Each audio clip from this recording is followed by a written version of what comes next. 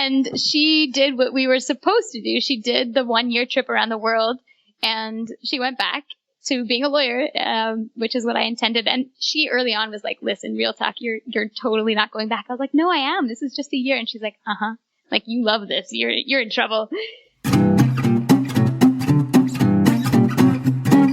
Welcome to the Budget Minded Traveler podcast, your source for the everyday inspiration and practical tips that make international travel accessible to everyone. Hey everyone, we are continuing our Expat series today with a twist.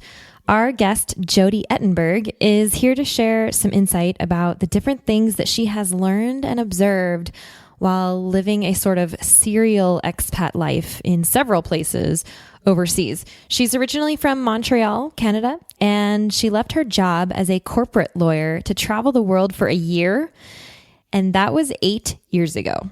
She is still on the go today, and she writes about her experiences at legalnomads.com, which has largely turned into a place for her to explore one of her favorite things in life, which is food, and more specifically, soup. So we'll get to hear more about that and Jodi in just a minute. First, I want to remind everyone about a couple things. One, if you're interested in connecting with other listeners and myself, and you have a Facebook account, come on over to the Budget Minded Traveler Facebook community group, which is specifically for sharing travel advice and questions and encouraging one another to travel the world sooner than later. You can find that at thebudgetmindedtraveler.com/community. That'll take you straight there, or you can find it through the Budget Minded Traveler Facebook page itself as well.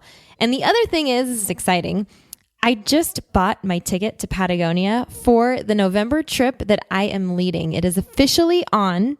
We will be on a 5-day trek in Chile that includes hiking, picnics, wood-fired hot tubs, and glacier kayaking, among other things, before crossing to the Argentinian side for a visit to one of the most famous mountaineering destinations in the world, trekking around Mount Fitzroy, and a hike on a glacier that makes up part of the third largest ice mass on the planet, behind Antarctica and Greenland.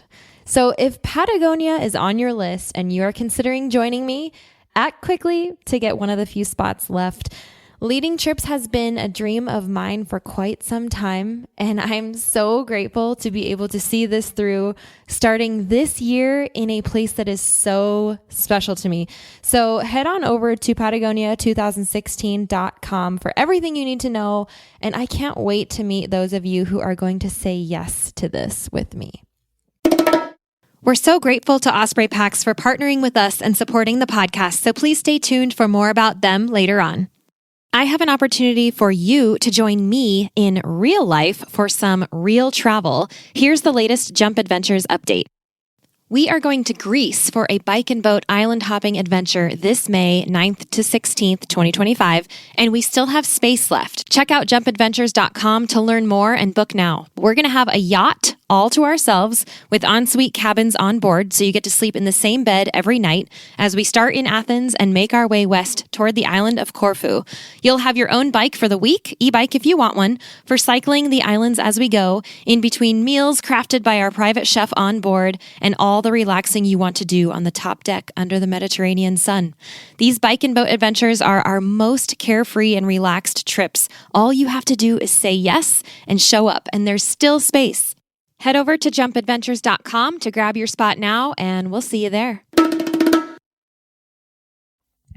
All right, let's go ahead and get into today's interview.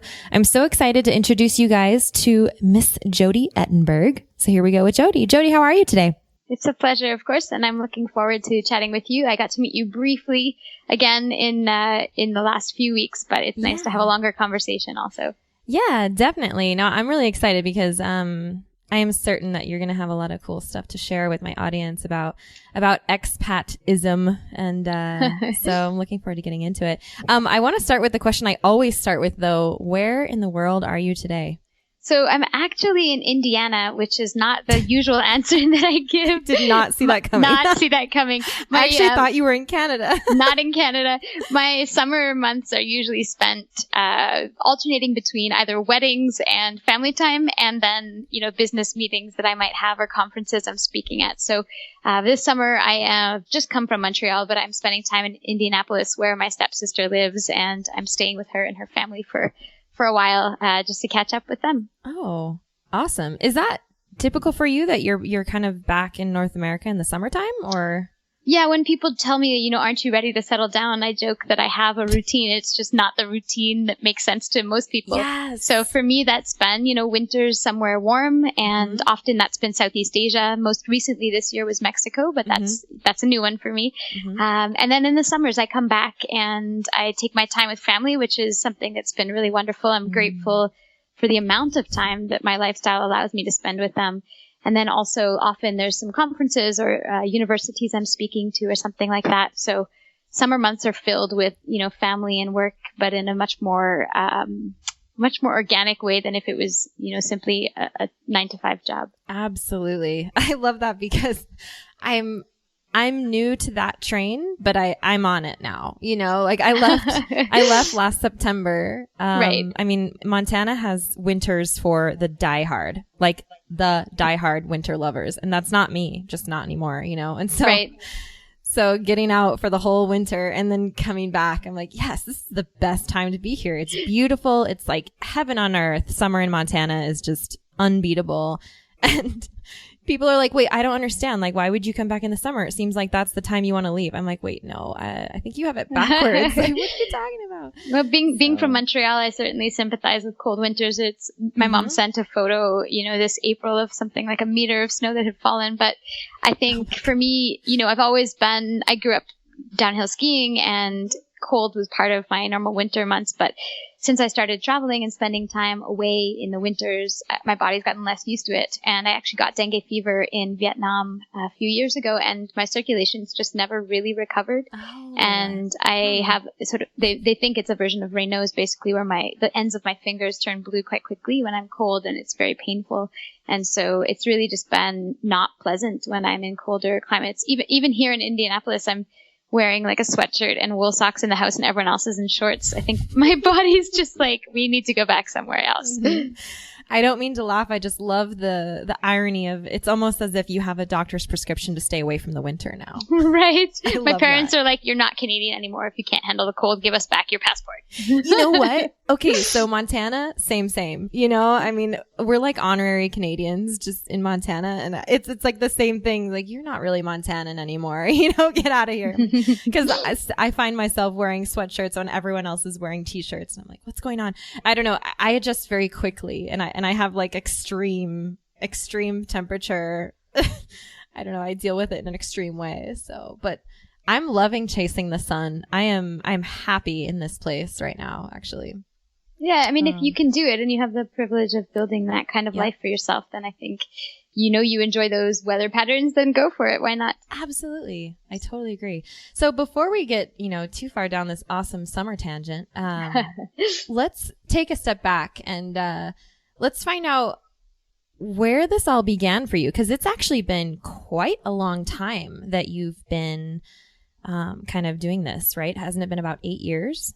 Yeah. April 1st was 8 years for me of doing this. Wow. As a lifestyle. So what did your lifestyle look like before? Tell us a little bit about that, like about who you were before. Man, I was a corporate lawyer, through and through. I was working, 60, 70, 80, 90, sometimes 100-hour weeks. I went to law school in Canada as the first thing to say.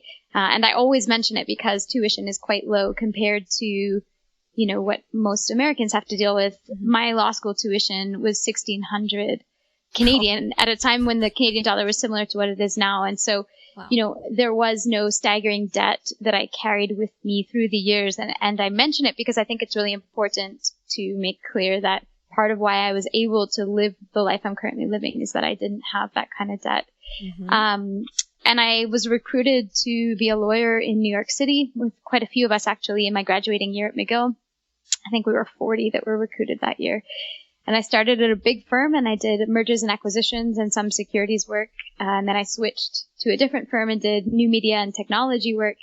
And my life was a corporate lawyer's life, really a lot of work, often on the weekends in the office and when I had time not to, to run in the park or take a train out of the city and try and do some exploring. I did take my vacation time. I was allocated, 4 weeks a year. And I remember the first year I took vacation, I was asked, do you really need to take all those 3 weeks at the same time? Because I was going to China. Mm-hmm. And I was like, I do actually need to, yes.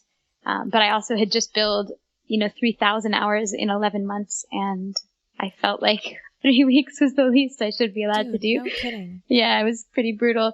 I don't regret it. I don't think I was treated terribly. A lot of lawyers have horror stories, and that certainly wasn't my MO. I didn't actually burn out and, flee the profession. What happened is I had always wanted to go to Siberia because I had seen a documentary about the Trans-Siberian trains. And I saw it as a kid. I was still in high school when this PBS documentary came out. Mm-hmm. And I had sort of gotten it in my head, okay, I need to go there and I really want to see Siberia in person.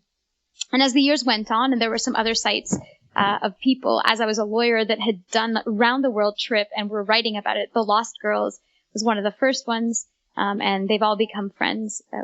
We had a lot in common. They were New York women who left as well, and they came back after their trip was over, as I intended to do. Mm-hmm. And as I basically planned and saved up for travel, I eventually decided, okay, I don't just want to go to Siberia. I'd like to go visit more places. And so I started planning out this 1 year around the world itinerary, which was how the site was born. I wanted to just have a place that my family could, follow along and not me bombarding them in their inboxes. This would be a less aggressive way of giving them my updates. They could check whenever they wanted.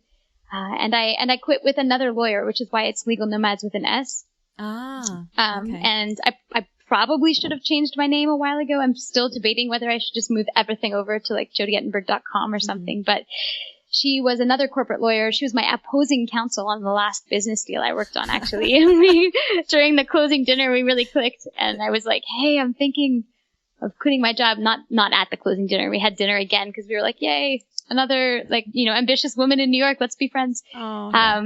And we went for dinner and I said, you know what, I'm thinking of traveling for 1 year. And she was like, I was too. I was like, let's go together. And so we thought the site was hilarious. We named our subhead used to be 2 lawyers, one world, which was like a terrible 2 girls, 1 cup joke. And she did what we were supposed to do. She did the 1 year trip around the world and she went back to being a lawyer, which is what I intended. And she early on was like, listen, real talk, you're totally not going back. I was like, no, I am. This is just a year. And she's like, like, you love this. You're in trouble. Wow. She knew. She knew. And she wrote for the first few months, but then, she didn't enjoy writing and was like, if you want to take over the site, like, it's all yours. Mm-hmm. And I did. And of course, I never expected it to become the business that it has become. But it's been really fun because it was such an organic thing. And I think you do remain really grateful for these opportunities that come your way when it's something you didn't like specifically set out as a goal. The goal was, I want to travel around the world. It had nothing to do with food when I set out. That was very late in the game for me. Once I started traveling and just experiencing how important food was. So all of this was almost as much of a surprise to me as it was to everyone else. And that's been a really fun journey to be on. Mm-hmm. No kidding. So did you, at the beginning, had you planned your Siberia trip? Like, was that a 3-week trip on its own? And then did you do a year? Or did you just kind of turn the 3-week thing into, actually, I'm going to do a whole year? That's right. I was like, I'm going to do a full year. And obviously Siberia will be part of it. Okay. Because that's the whole, this is the genesis of it all, Yeah. And I love that you mentioned that you didn't have student loans weighing you down, because I think that's a big thing for a lot of people, or some sort of other debt that's kind of on top of you the whole time. But you just had, you had a job where you got paid, you got to save money, you weren't really in debt, right? And so you just got to kind of take off. Right. And I think, I do both sympathize and think it's important to factor those things in. I get very upset with these blog posts or books that are like, just quit your job and do whatever and like screw the man, because that's just not realistic. I have readers who have families and mortgages and they're trying to fit travel within the bounds of their capabilities. And I think that's much more responsible. I'm sufficiently lucky that I grew up in Canada where education doesn't cost a fortune. And it ended up being, you know, a possibility to quit and travel the way I did, and save up in a much more reasonable way. I mean, New York is still crazy expensive, of course. So my rent was stupid, but, but still, don't miss that. Don't miss that. But it was still a much more beneficial position to begin from in terms of saving versus the friends I have who are still paying off. Absolutely. Yeah. I mean, I'm in the same boat. I kind of rode the scholarship train. I mean, I applied for as many scholarships as I could, and I went to an in-state school. I mean, it wasn't what I wanted. It wasn't ideal, but actually that led me to studying abroad, which kind of forced me out, you know, got me out of the country because I didn't even want to go to the school that I went to. It's just that that's the one I could afford. And so by taking that route, you know, I graduated with no loans, and then I was in this place of freedom, you know? Right.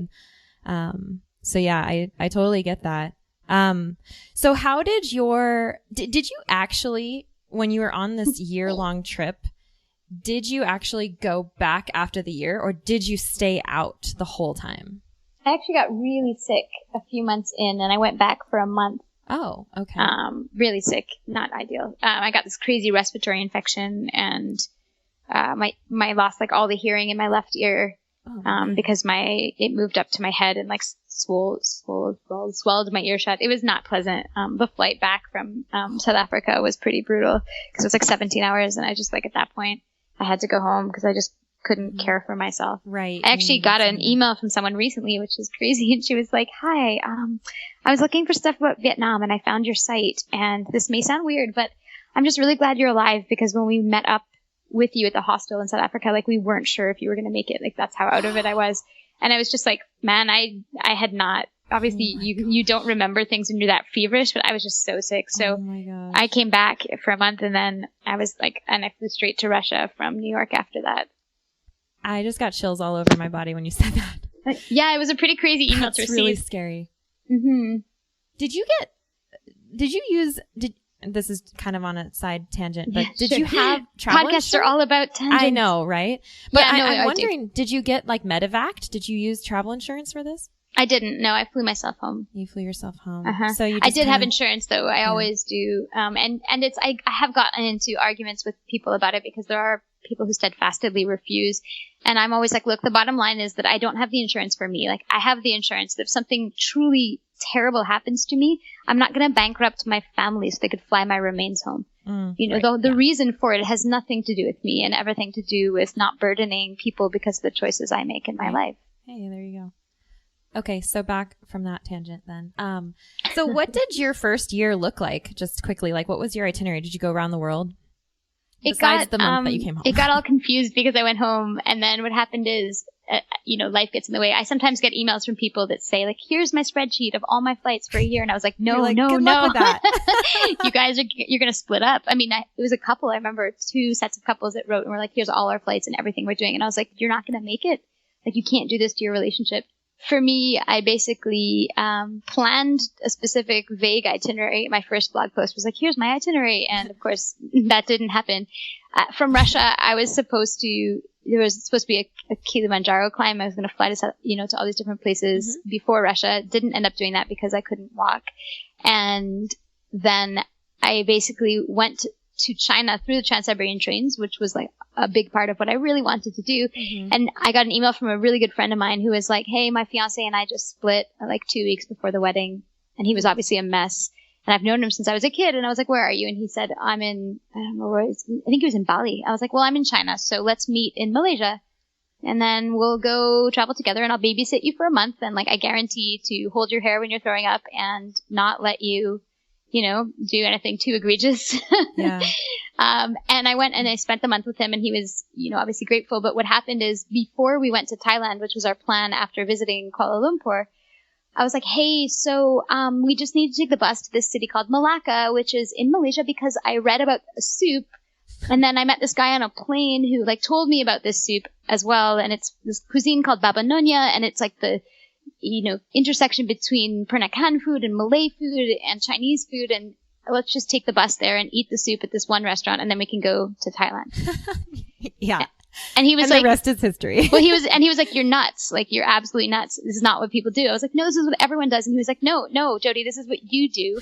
And I need you to start writing about it. And so part of why I started writing about food was because this guy was just like, I'll go and eat this stupid soup if you start writing about food. And I was like, okay, if you say so. And that has become a major part of your it's really of your life, not it's just like, your... it's definitely an obsession. Like I my friends and I, of course you like bring in the people who are as obsessed as you are because there's such joy in sharing food. Yes. And I remember two friends, a couple that I had met from New Mexico in Oaxaca this past winter. We were like eating tacos and stuffing our face for breakfast. We found this great taco place, and as we're eating and like drooling pork, I was like, so lunch, what are we going to do for lunch? Yeah. You know, it's great when you have like-minded people who are as obsessed. But the thing is, the reason it became so important to me is because my life was born of movement. And in so many of these countries, food is just so integral to how the country runs. You know, I always talk about how in Vietnamese, when you don't say that someone has a good soul, the translation is he has a good stomach instead. And I think it just indicates how incredibly critical food is for community and to bind people together most places in the world. I completely agree, yeah. Yeah, and it's not how I was brought up in North America. It's not how a lot of North Americans are brought up unless they have, you know, immigrant backgrounds where it is still a food-obsessed world for them. So, you know, it was a whole revelation for me and one that really changed the way I saw society binding together. And it changed the way that I was able to interact with the world as well. I love it. I mean, for me, food is one of my absolute favorite parts about travel. And I'm always thinking about the next meal as well, you know? Well, we should definitely eat together then. I know. I think I need to try one of these soups though, because I haven't really delved into that world. So... And it's like all you talk about. So it's true. I also have celiac disease. And, you know, for me, food became not just an important learning tool, but also an anxiety based issue for me because I do get really sick. It's not just that I have a stomach issue. It's like 3 days of not being able to bend. We'll come right back to that. Let's take a moment now to thank our wonderful show sponsors. Osprey is the market leader in technical outdoor, travel, and everyday packs. And I've personally used Osprey packs since 2015. My favorites are the Fairview Trek 50 for multi-day hikes, the Cirrus 24 for day hikes, the Transporter Rolling Duffel 60, which is my trusty check luggage for faraway adventures, and of course, the countless packing cubes I use to organize everything that goes in them. We are proud to support each other on the podcast and beyond. We love getting outside, and we want to see more people outdoors. So find out more and join us at osprey.com. My hands in the morning, and it affects your mood, and there's joint pain. There's just a lot that goes with it. I'm very sensitive, and I was diagnosed quite a while ago, you know, before the disease is as prevalent now, or is diagnosed now. I'm sure it was prevalent. But, you know, this has become important also because there's this aspect of survival in it for me. You know, I have issues at home as well. People don't take it very seriously in restaurants because it's quite trendy, but abroad there's just no knowledge of what the disease is. And that's why I've been working on these translation cards for people who have the disease so that I can help them. Actually, this is a really good point. You have, and we should share this for our listeners, you have on your site gluten-free guides, and you are working on these things. I'm going to link to this on the show notes page because this is a question that, you know, people do ask is, you know, how do you deal with it? How do you deal with it when you're overseas? What do you do? And so, if you have good tips on there, then we can send people there.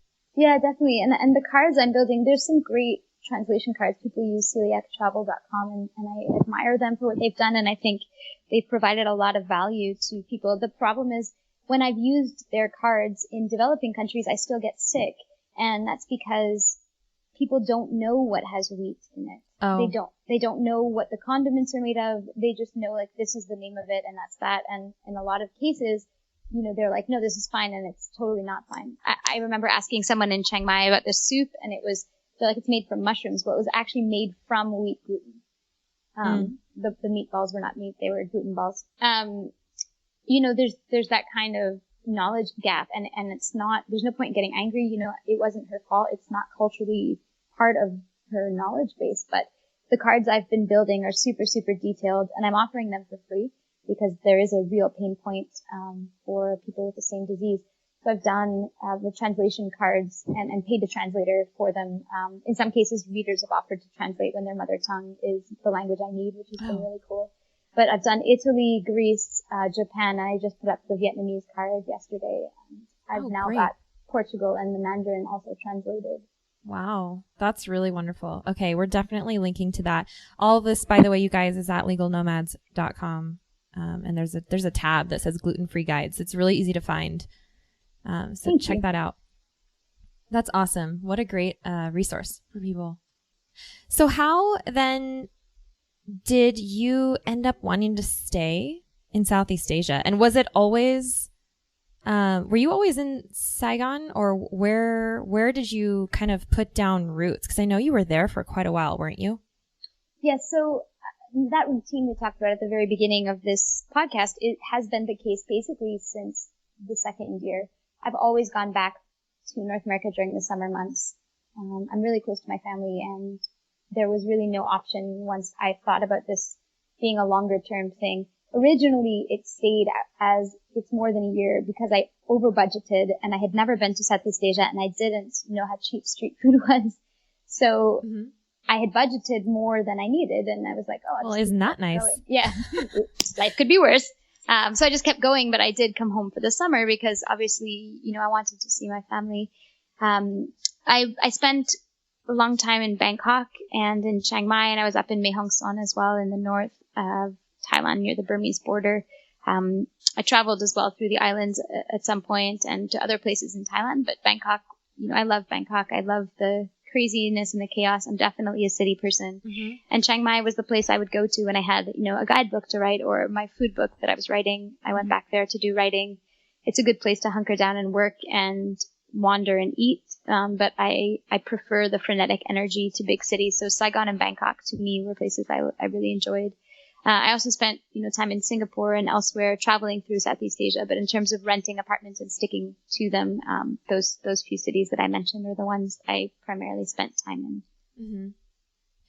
What did you, throughout these experiences, it's been so long, and it gives us such a perspective from being outside of our own country, away from so many things. I mean, family, culture, media, food, activity, you know, American sports, everything that happens on this side, you know, of the Pacific or Atlantic or wherever you are, you know. What have you observed or learned about life at home since you've been away? That's a good question. I will say that I do follow sports still. I remember getting up at 4 a.m. to watch the Super Bowl in Saigon. Yeah. And I was like at a bar and everyone else is like stumbling out drunk, and the guy in my building totally thought I was like heading out for a booty call, and I was like, it's football. That's awesome. What have I learned about life at home? I think, you know, it's very easy to put people into sort of archetypes when you come home. There is like a real need to sort of sit within the uncomfortableness of reverse culture shock and not make judgment calls, because it is tough to come back, just as it's jarring to go somewhere so foreign sometimes. I find, you know, there are many places in the world I'm really, really comfortable in, which I'm grateful for, but it means that there's nowhere that feels truly like home. And that's something I chose. But when I come back to North America, there is a very big dissonance in the kind of small talk conversations that I'm capable of, because my day-to-day life when I'm traveling to some people seems ridiculous, but it truly is just my day-to-day. And so when you're having sort of small talk conversations with people, your input sometimes comes off as really strange. I have to check myself quite a bit and not, you know, kind of sound like a douche when I'm not trying to. Right. But if someone's talking about like, oh, how do you know what a tagine is? I remember at a party, and I was like, I wasn't thinking. I lived with nomads in the desert. And like I was just like, what am I? Yeah. Shut up, Jodi. Because it sounds bragging and it's actually not. It really is my day to day, but I understand it's just not culturally normative. I think I do find it hard sometimes to come back because the things that people complain about here seem a little just not worth complaining about. But I think that's the case anywhere. You know, I have friends in many different countries who they come here and then they go back and they feel the same thing. I think it's more coming back into the fold what was normal more than it's a North American issue, right? Everywhere, I think these kinds of plaintive things are problematic. It's just when you travel as an expat, be it as like the mini expat stints that I do or more long-term expats that are sent somewhere, you slide into society in a very different way and you're almost like exempt from the daily complaining that is a big part of, I think, existing in this world in some capacity, be it small town gossip or, you know, gossip around the water well or whatever it is that happens everywhere. Mm-hmm. It's more that you take yourself outside those sort of cultural interactions in a way that makes them jarring when you return to what was before very normal. Mm-hmm. Absolutely. You lose the familiarity of it, and then it becomes something that you observe because it's so different from what you've been experiencing. Right. I think that's very true. And that's part of what perpetual travel inures you to is this sort of the state of constant observation. Part of that has been really great in terms of having an outlet to write. I do tons of writing that doesn't end up on the blog just for my own sanity, you know, mm-hmm. But this idea of being able to move around and to observe things without judgment, I think is important. So much of day-to-day life involves judging, be it, again, anywhere. This is not a North American problem. Mm-hmm. It's an everywhere problem.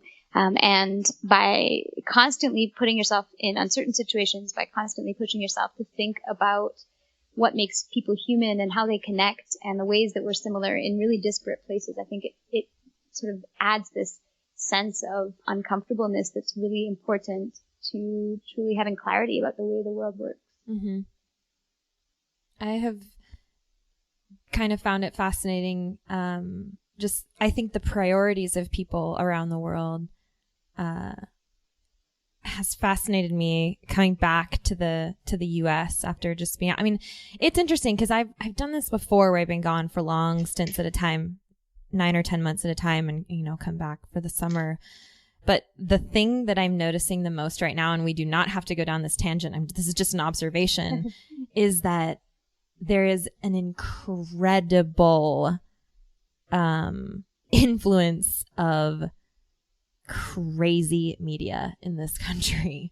And it's everywhere. And it's like, oh my gosh, wait, I don't want that in my face. Can you move that TV? Like, what happened to, people just kind of going about their day and going out to have a drink and going hiking? And there's at least just where I was just living in Argentina, there's such bad internet that it's just not a focus. Like, people still, I'm not kid you not, people were still carrying the phones that text only, right. It's not, I guess, typical, but the fact that people still had them kind of blew my mind. People our age, it was just it's just a different priority there. It was much more social. And I know that's kind of typical of Argentinian culture anyway. They share mm-hmm. everything. They're very social people, but that's just where I was. I was just in Patagonia in the depths of the, in the depths of the woods, and I came back and it was like, whoa, I am not ready for this.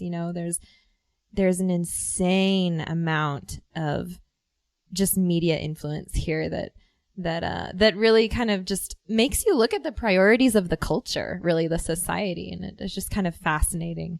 I think there's two important components to what you've said. The first is the media influence, which is very real and is very rabid, especially in an election cycle, and is far more sensational than I remember it either. And it's very damaging. I agree. There's a lot of articles about how, the mainstream media is part of what has led to the rise of a candidate like Donald Trump. But I think that also needs to be separated from being not being willing to romanticize parts of society that we as travelers get involved in, because, higher society, richer, upper middle class societies everywhere in the world are just as sort of narcissistic or navel-gazing in their ways that they interact with each other and their countries as mm-hmm. we are here. But often those aren't the groups of people that we would interact with when we're traveling. So, right. You're in Patagonia, you're in nature, you're enjoying And I did the same, in rural villages in Vietnam. That's not to say that the wealthier Vietnamese or the wealthier Argentines are any different from the things, right? The things that we're complaining about, right? So I do always try and mention that because there is a sort of like rose-tinted glasses way of looking at I saw all these poor people and they're happy. And yes, people make do with what they can and they find community and connection and they don't sweat the small stuff in the way that we obsess over it in North America. But I do think also that there is a necessary delineation that has to be made between the classes of society that we interact with when we travel.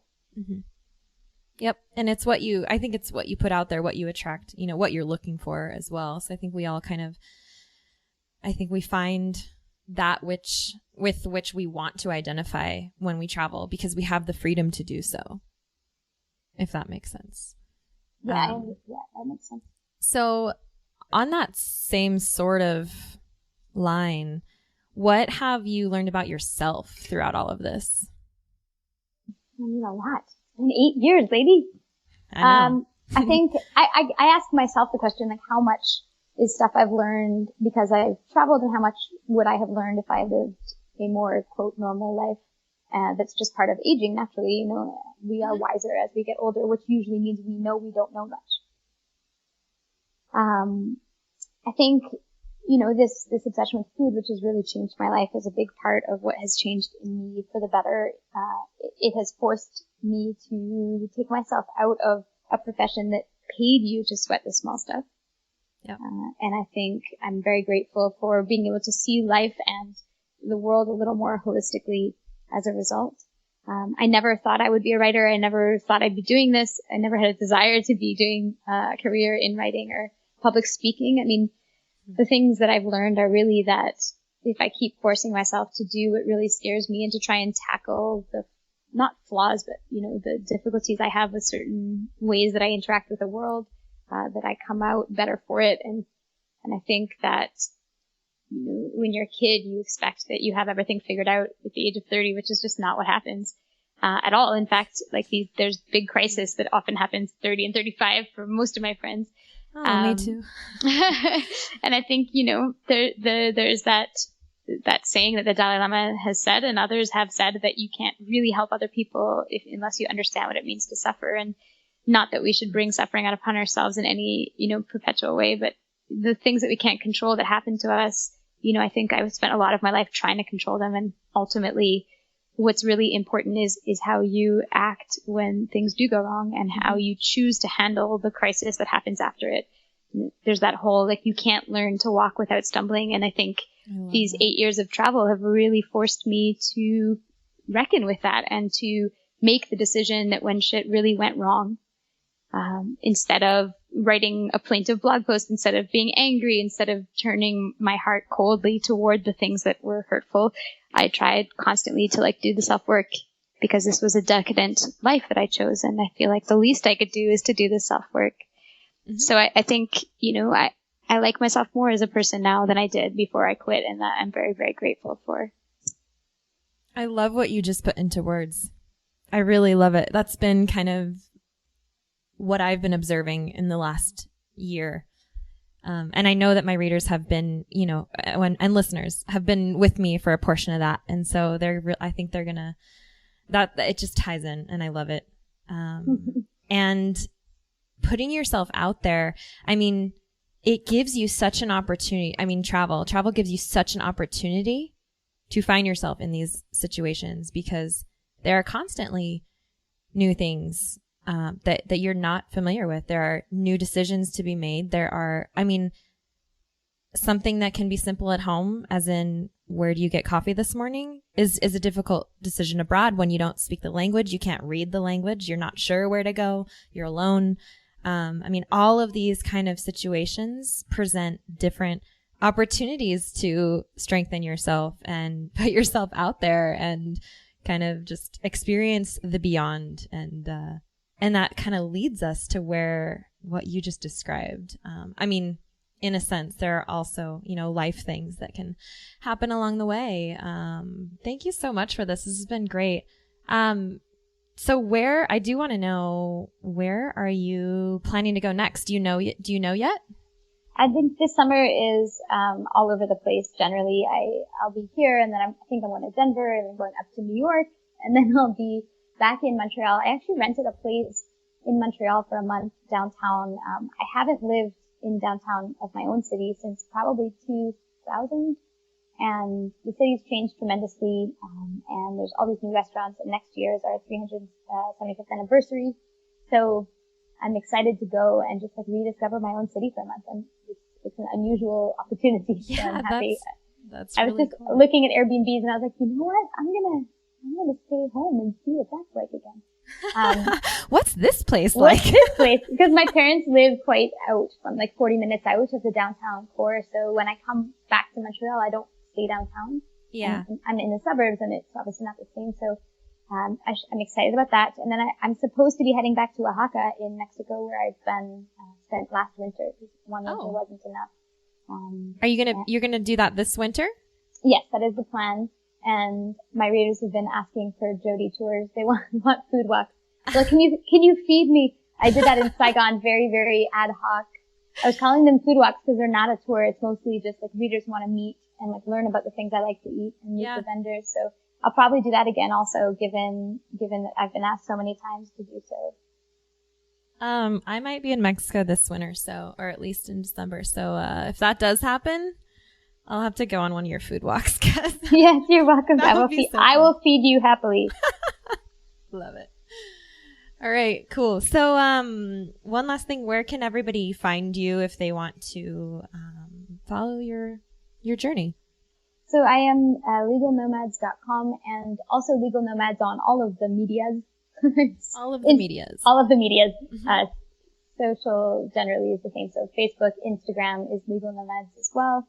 And Twitter. And Twitter, I often share news articles and, not travel stuff, or photos. It's much more related to like current events, and it always has been for me. But I do love following journalists on Twitter, even if the medium has changed quite a bit over the years. Mm-hmm. All right, great. Jodi, thank you so much. This has been so fun.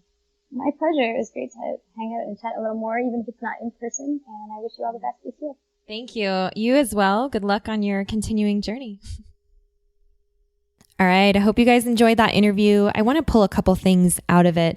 Just that I think a theme that I noticed is that while Jodi thought she was only going to go for a year, she's still on the road 8 years later, which is completely not according to her plan.